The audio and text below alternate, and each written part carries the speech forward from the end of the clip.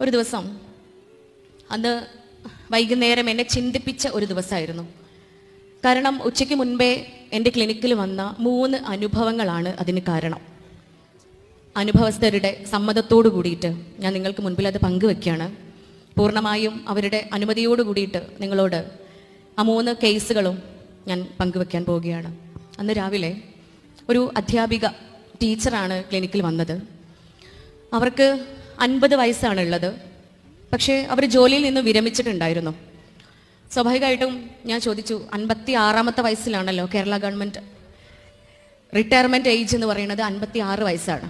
പക്ഷേ ഇവർ 50 വയസ്സായപ്പോൾ തന്നെ റിട്ടയർഡ് ആയിട്ടുണ്ട്, വോളണ്ടറി റിട്ടയർമെൻറ്റ് വാങ്ങിച്ചിട്ടുണ്ട്.